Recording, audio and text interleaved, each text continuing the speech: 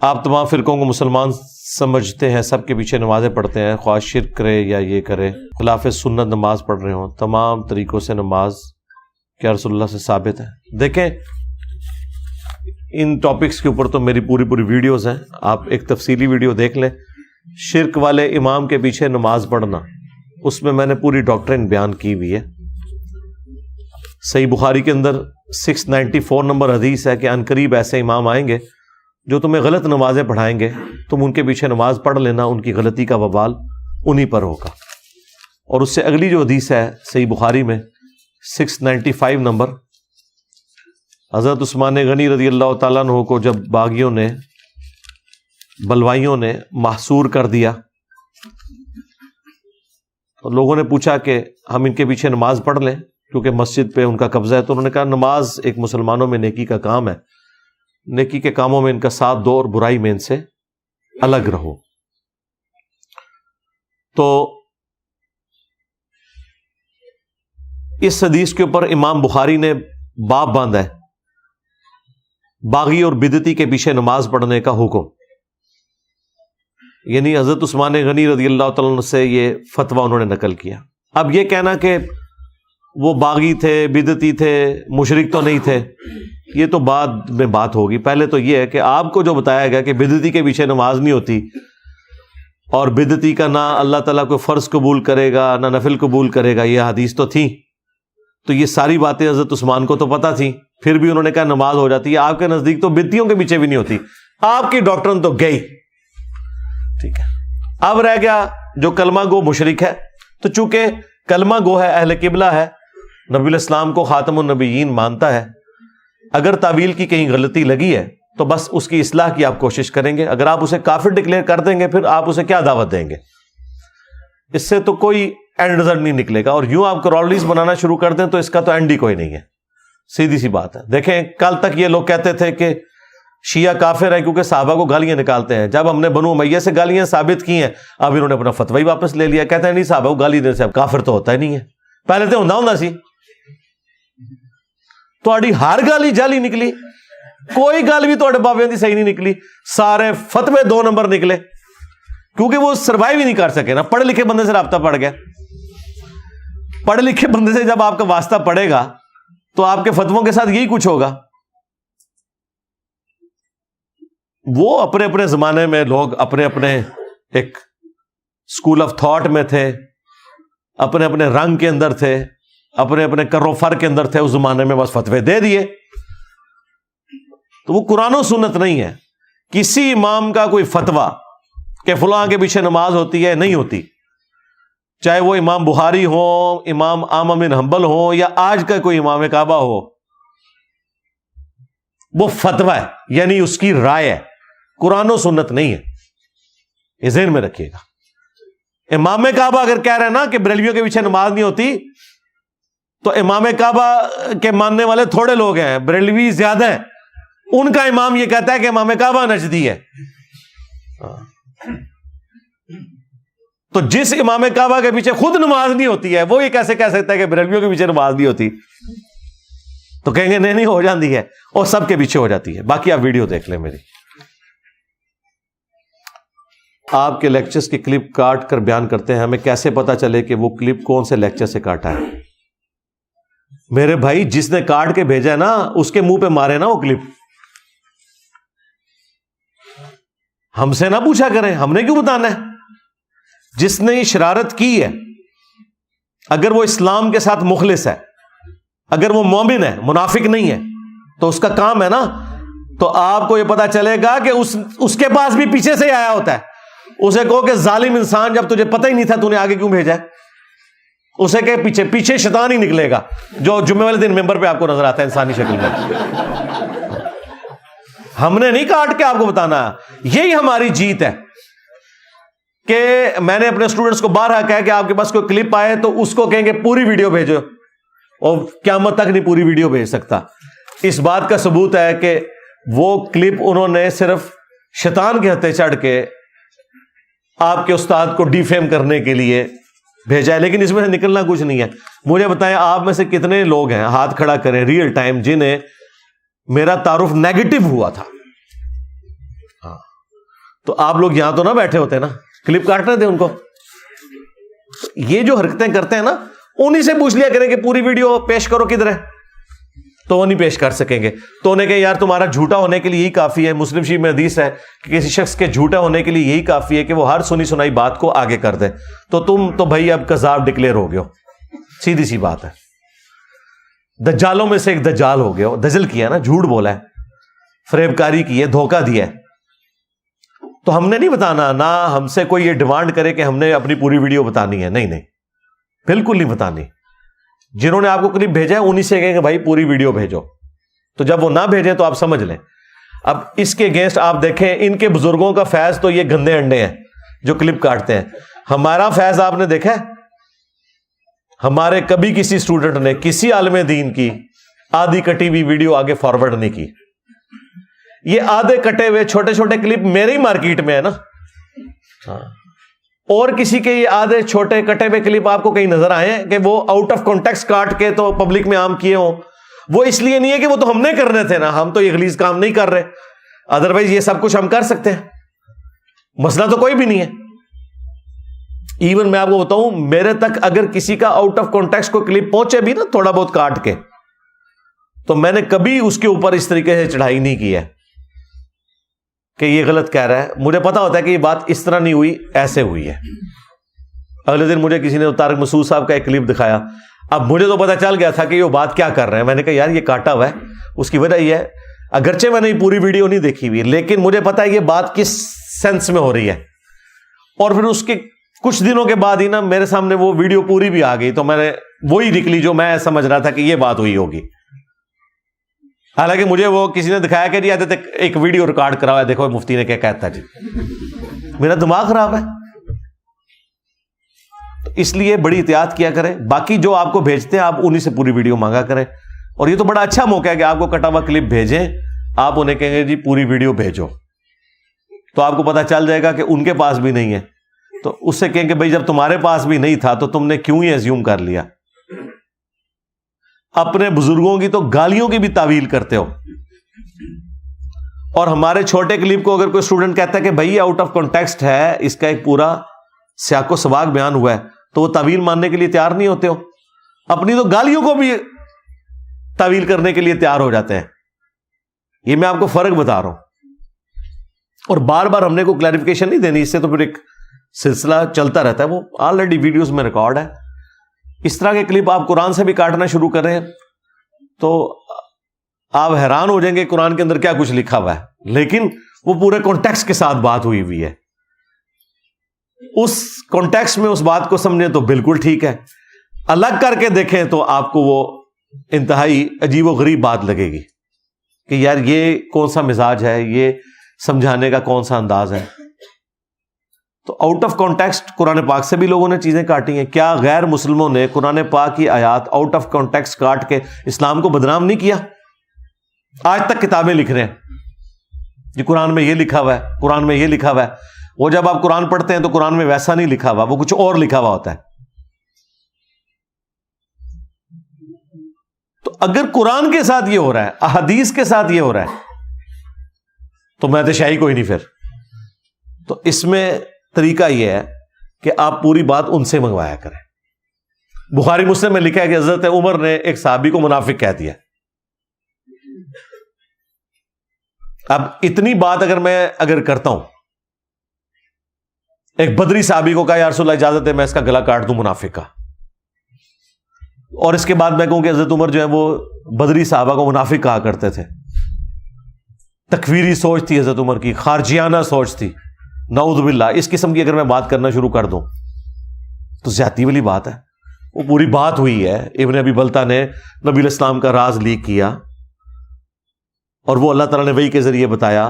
نبی علیہ السلام نے مولا علی کو بھیجا, اس عورت کے جوڑے سے وہ خط ریٹریو کیا.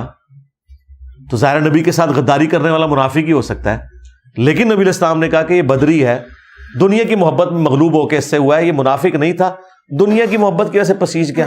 اب نبی تو یہ فیصلہ کر سکتے تھے, ظاہر ہے کہ ان کو تو وہی کی تائید حاصل تھی. حضرت عمر نے بالکل صحیح رزلٹ نکالا ہے کہ جو نبی کے ساتھ غداری کرے وہ واجب القتل اور منافق ہے. لیکن نبی علیہ السلام نے کہا کہ مجھے وحی کے ذریعے اللہ نے بتایا یہ دنیا سے مغلوب ہو گئے، اس نے کیا ہے اسلام کے ساتھ، یہ مخلص ہے۔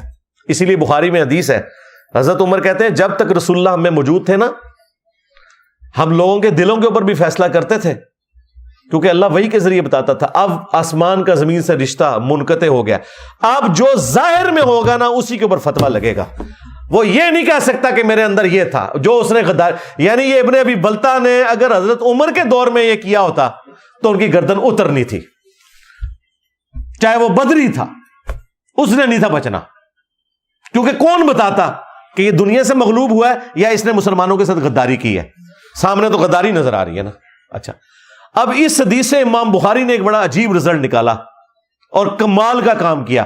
انہوں نے اس کو چیپٹر کی ہیڈنگ میں ڈالا کہ اگر کوئی مسلمان دوسرے مسلمان کو غلط فہمی کی بنا پر کافر کہہ دے تو وہ کہنے والا کافر نہیں ہوگا۔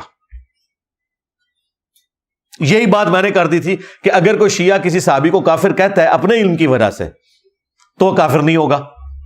انہوں نے کہا دیکھو جی اس نے تو کہہ دیا صحابہ کو جو کافر کہے گا کافر نہیں ہوگا، اور امام بخاری نے کہا ہوا ہے، تمہارے بزرگوں نے بخاری بھی نہیں پڑھی ہوئی تھی، امام بخاری نے چیپٹر کی ہیڈنگ میں لکھا ہوا ہے کہ اگر کوئی صحابی دوسرے صحابی کو کافر کہہ دے تعویل کی غلطی کی وجہ سے تو کفر نہیں لوٹے گا۔ حالانکہ حدیث ہے کہ جس نے کسی مسلمان کو کافر کہا وہ کافر ہو جائے گا۔ تو دیوبند نے انڈیا سے میرے خلاف فتویٰ نکالا، ان جاہلوں نے بخاری بھی نہیں پڑھی ہوئی، فضائل اعمال پارٹی۔ تو پھر ٹھیک ہے، مٹی پلید کروا لی نا مجھ سے، میں نے بخاری سے وہ نکال دیا، ہاں لگاؤ اب امام بخاری پہ فتویٰ۔ پیورلی علمی باتیں تھی، میں پبلک میں لے کے آیا۔ اب ان کے لیے تو تکلیف ہوگی کیونکہ ان بچاروں کا علم سے کوئی لینا دینا ہی نہیں ہے، بزرگ بابوں کے ماننے والے لوگ، ان کا قرآن و سنت سے کیا لینا دینا؟ تو وہ ساری کی ساری باتیں وہ کانٹیکسٹ کے ساتھ ہوتی ہیں۔ ہاں، میں حضرت ابوبکر عمر عثمان رضی اللہ عنہم اجمعین وعلیہم السلام اجمعین کو صحابی مانتا ہوں، میں اگر انہیں کافر کہتا ہوں تو میں کافر ہو گیا، کیونکہ میں انہیں مسلمان سمجھتا ہوں۔ اور جو تعویل کی بنا پر یا غلط روایتوں کے انڈر آ کے ڈسیو ہو گیا، اور یار لوگ توحید میں گمراہ ہو گئے ہیں، صحابہ کی عظمت تو بہت نیچے کی بات ہے، لوگ توحید میں گمراہ ہو گئے ہیں۔ ایاک نعبد و ایاک نستعین پڑھ کے بھی بابوں سے قبروں والوں سے مانگتے ہیں، نہیں مانگتے؟ تو ہم ان کی اصلاح ہی کرتے ہیں نا۔ صحابہ کی گستاخی بڑی چیز ہے یا اللہ کی گستاخی یا رسول اللہ کی گستاخی؟ اللہ رسول کی گستاخی بڑی چیز ہے نا، لیکن ہم سمجھاتے ہیں نا لوگوں کو، بتاتے ہیں کہ بھئی یہ چیز یوں نہیں یوں ہے۔ میں نے کبھی ان چیزوں کے اوپر جو کفریہ عقائد ہیں ان کے اوپر کبھی بھی میں نے کسی فرقے کو کافر نہیں کہا، میں اس عقیدے کو کفریہ بتاتا ہوں کہ یہ عقیدہ کفری ہے۔ باقی جسے تعویل کی غلطی لگی ہے اس کی ہم نے اصلاح کی کوشش کرنی ہے۔ شیعہ حضرات کے مطابق بخاری میں حضرت موسیٰ کی توہین کی گئی ہے، اس حدیث کا مطلب بتائیں۔ یہ جو میری ایک پوڈ کاسٹ بھی اویس ربانی صاحب کے ساتھ ریکارڈ ہوئی تھی، اس میں میں نے اس سارے واقعات کو ڈسکس کیا ہے۔ یہ اس طریقے سے نہیں ہے جیسے یہ کہتے ہیں۔ پہلے تو قرآن پہ آئے نا، قرآن میں لکھا ہے کہ حضرت موسیٰ علیہ السلام نے جا کے حضرت ہارون کی داڑھی کھینچ لی۔ یہ بخاری میں لکھا ہوتا تو انہوں نے کہنا تھا دیکھیں جی کتنی توہین ہو گئی ہے، یہ کیسے ہو سکتا ہے کہ نبی جو ہے وہ دوسرے نبی کی داڑھی کھینچے؟ ویسے یہ ہو سکتا ہے ایسے؟ ہم تو ایک دوسرے کی داڑھی کھینچنے کو غصے میں غلط سمجھتے ہیں۔ بھائی بشری تقاضا سا ہو گیا۔ اس طرح کے کئی بشری تقاضے قرآن میں انبیاء کرام کے رپورٹ ہوئے ہیں۔ اب اس طرح کے جو بشری تقاضے ہیں ان کو بنیاد بنا کے یہ کہنا ان کی توہین ہوگی، یہ بالکل غلط ہے۔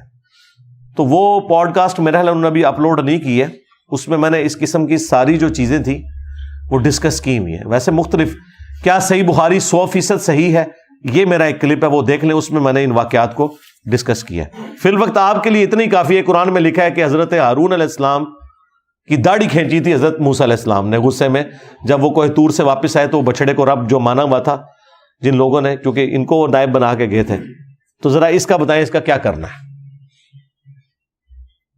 تو یہ دیکھیں آئے مائش آئے ان کی، تو پھر وہی بات کریں گے جو ہم کرتے ہیں کہ انسان ہے، بشری تقاضے ہیں، انسان ایسا ہو سکتا ہے۔ حضرت جبرائیل بشارت دے رہے ہیں حضرت مریم کو کہ آپ کو اور آپ کے بیٹے کو ہم جان والوں کے لیے نشانی بنانے والے ہیں۔ ابھی پریگنینسی ٹھہری نہیں ہے، اس وقت آگے بشارت دے رہا ہے۔ اور جب حضرت عیسیٰ پیدا ہوئے ہیں اور حضرت مریم کیا کہہ رہی ہیں، میں مر کے مٹی ہو جاتی اس دن سے پہلے کہ مجھے یہ دن نہ دیکھنا پڑتا۔ ان کو تو خوشی کرنی چاہیے تھی کیونکہ حضرت جبرائیل نے بشارت دی تھی۔ تو یہ کیوں کہا؟ بشری تقاضا، انسان تو بہرحال انسان ہے، وہ حالات اور واقعات کے زیر اثر تو آتا ہے، تو ہو جاتا ہے ایسے انسان کے ساتھ۔ آج کے دور میں عام آدمی دین کیسے سیکھے، جبکہ فرقوں میں بہت زیادہ اشکال ہے؟ کوئی نہیں ہے جی اشکال، قرآن پڑھے انشاءاللہ تعالیٰ آپ کو پتہ چل جائے گا۔ بالکل قرآن اپنے عقائد و نظریات کے اندر کلیئر ہے، آپ کو فوراً پتہ چل جائے گا یہ سارا فراڈ کر رہے ہیں۔ ایک ہفتے کی گیم ہے، سارا فراڈ آپ کو سمجھ آ جائے گا۔ سب سے پہلے عقیدوں سے شروع کریں نا۔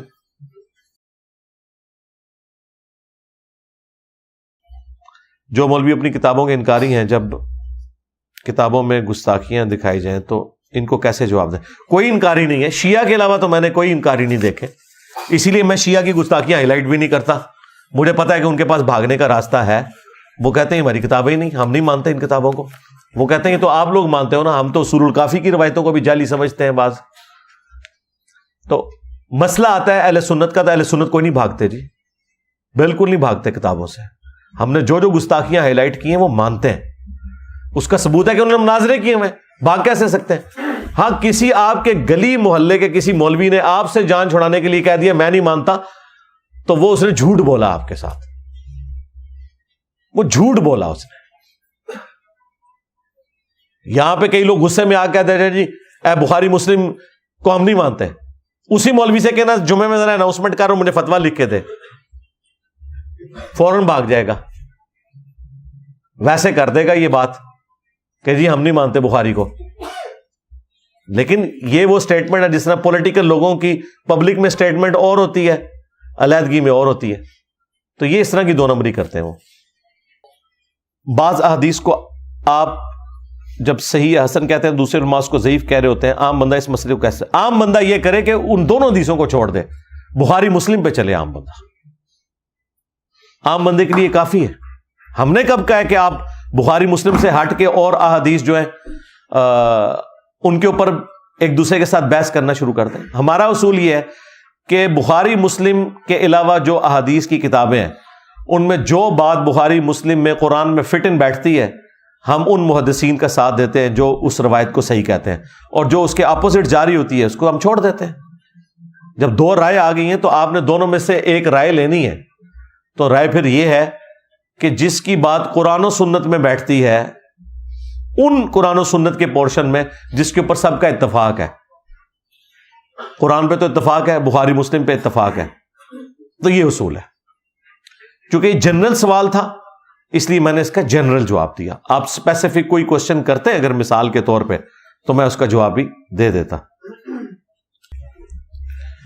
ڈارون کا نظریہ ارتقاء کی کیا حقیقت ہے؟ اسلام میں اس قسم کا کوئی تصور موجود ہے؟ جو اس کی بگڑی ہوئی شکل اس وقت بتا رہے ہیں اس کا تو کوئی تصور نہیں ہے، لیکن ارتقاء تو بہرحال اس حوالے سے تو ایوولوشن تو ہوئی ہے۔ انسانوں کے اندر بھی کتنی ایوولوشن ہوئی ہے؟ مجھے بتائیں کہ نیوٹن سے پہلے کسی کو سیب گرنے سے کیوں نہیں یہ آئیڈیا ہوا کہ گریویٹیشن بھی کوئی چیز ہے؟ سیب تو شروع سے ہی درخت سے نیچے ہی گرتا تھا، پہلے آسمان پہ تو نہیں گرتا ہوتا تھا، نیچے ہی گرتا تھا۔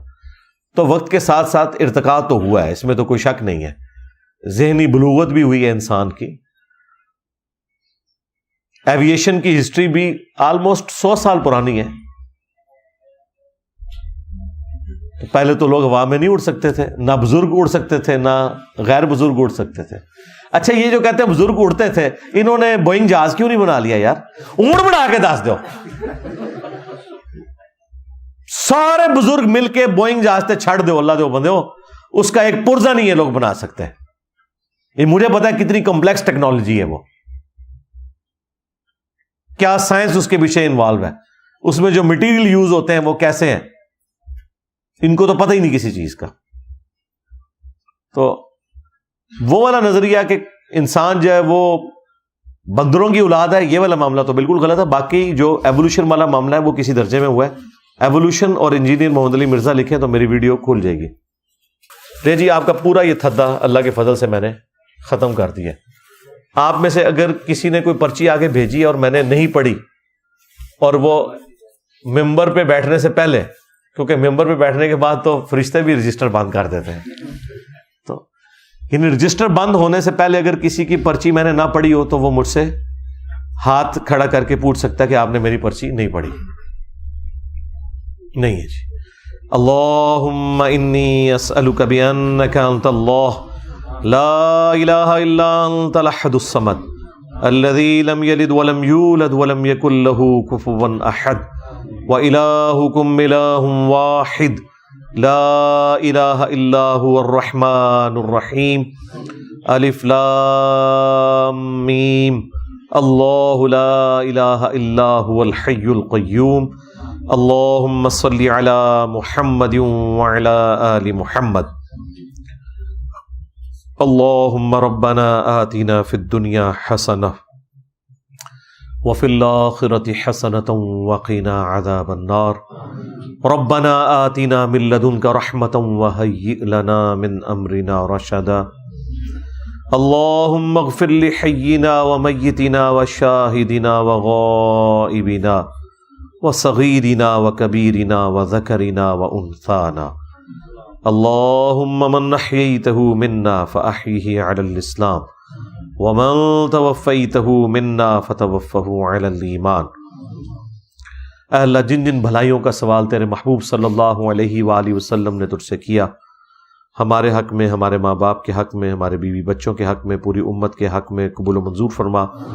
جن جن چیزوں کے شر سے تیرے محبوب علیہ السلام نے تیری پناہ طلب کی، تمام مسلمانوں کو ان چیزوں کے شر سے اپنی پناہ عطا فرما. بالخصوص فلسطین کے مسلمان، کشمیر کے مسلمان، انڈیا، چائنا، افغانستان، یمن، عراق، شام، پاکستان، جہاں کئی مسلمان کس پرسی کی زندگی گزار رہے ہیں، اے اللہ یہ کافروں کے خلاف برسر پیکار ہیں، غیب سے ان کی عزت، آبرو، جان و مال کی حفاظت فرما. اے اللہ حاضرین کے دلوں میں جو جو نیک اور جائز دعائیں ہیں قبول منظور فرما.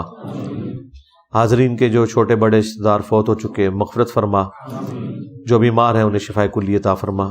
یہ تمام دعائیں تمام مسلمانوں کے حق میں قبول منظور فرما. ہمارے ملک پاکستان کی خیر فرما، اندرونی اور بیرونی خطرات سے محفوظ فرما. سبحان ربک رب العزت عما یصفون وسلام علی المرسلین والحمد للہ رب العالمین.